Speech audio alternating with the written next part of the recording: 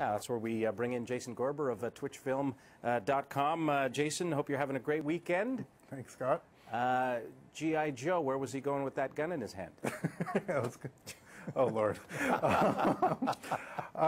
So, yeah, we got former CFL, not superstar, Dwayne "The Rock" Johnson, who then became a wrestler, who now had his biggest opening ever. Not only that, this is actually the biggest opening ever for a Bruce Willis movie. Really? Yeah, if the numbers actually work out. The story behind this version of G.I. Joe is actually relatively interesting. It's been done for about 2 years. It got caught up in all kinds of politics. People aren't really completely saying what actually happened. Some say it was a bad 3D conversion. Some say that it was because it had to be reworked. Apparently the first 20 minutes were completely redone and added to the existing running time.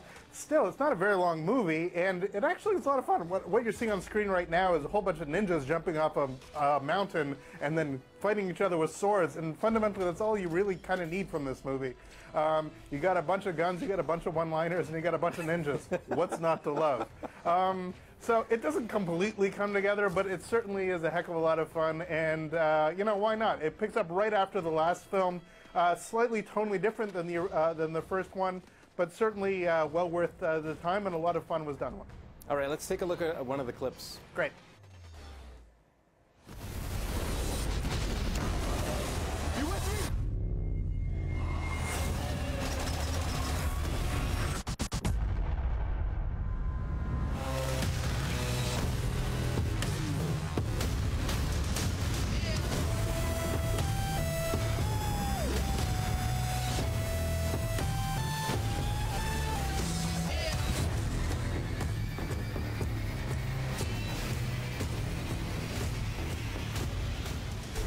Right, stylistically, it looks like two movies in one almost, you know, Crouching Tiger, Hidden G.I. Joe or something. Yeah, well, I mean, again, in fairness, I think that was a trailer, not just a clip, which means that the entire film isn't quite that kinetic and quite putting all that stuff together. But yeah, I mean, it's a lot of fun. You have a bunch of swords, a bunch of guns, and a bunch of stuff blowing up. Don't expect too much from it, and you'll still have a lot of fun. And heck, it's making a lot of money, so people actually want to see this kind of stuff. All right, next movie, The Host. What's that all about? Oh my God, I hated this movie. Oh, okay. What'd you really think?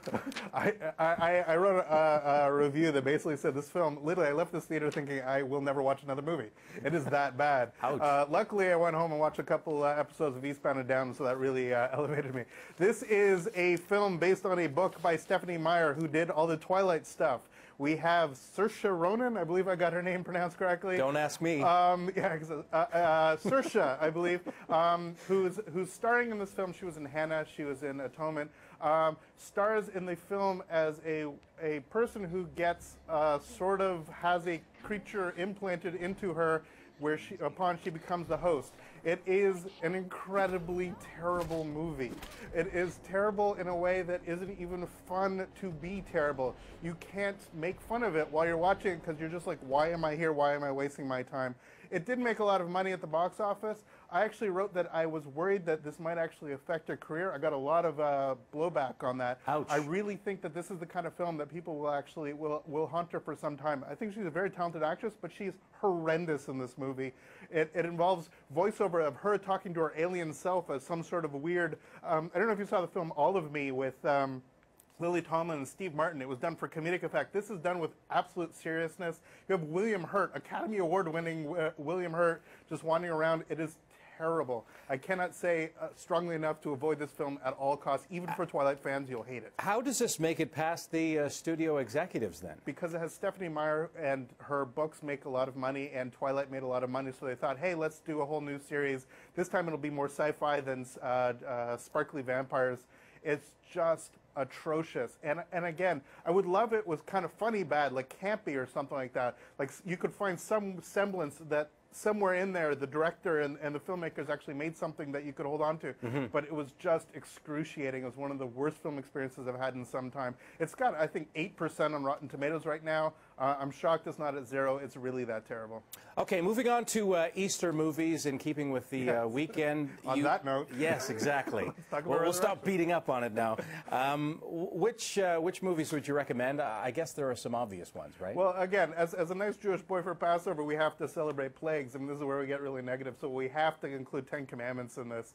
the Let My People Go, the Charlton Heston insanity, Yul Brynner as the Pharaoh, a tremendous amount. This is the one that we know, the Cecil B. DeMille Big Color Extravaganza, was the second time he made this film. When you watch it on TV in sort of smushed version, it's okay, but if you go out and get the Blu-ray, it is a fantastic film that you could just sit down and watch. They don't make biblical epics like this anymore, and it's just a heck of a lot of fun. On the modern front, there have been some made, right? Yeah, so in terms of formal Easter story movies, one that I really hold dear to my heart is Last Temptation of Christ by Martin Scorsese. I completely adore this film. It's definitely a different take on it. Some people don't really get into the accents. But from a music point of view, Peter Gabriel's soundtrack, where he uses Middle Eastern music, is tremendous. And again, you have Willem Dafoe as almost the definitive Jesus on screen, right, really showing the humanity behind the God, as it were. Mm-hmm. It is an absolute tremendous film, well worth seeking out, and it is certainly not insulting to anybody's beliefs, but it definitely takes it in a way which will actually really make you understand the sort of process behind the story. It's a tremendous film. It's very much based on an earlier film by Pasolini, The Gospel According to St. Matthew, which again took the notions of that of the Jesus story and made it for an everyman by casting sort of non-traditional actors in the role, mm-hmm, and doing sort of a kind of a sophisticated take. If you're looking for something else, there's another one to check out. Oh, we covered a lot of ground today. Started off with G.I. Joe, ended with Jesus. Jason, thanks very much. There you go. And of course, Jesus Christ Superstar. Let's not forget about that one. If you're just going to go put something on, how about a little bit of Jesus Christ Superstar? Jason, a very good point.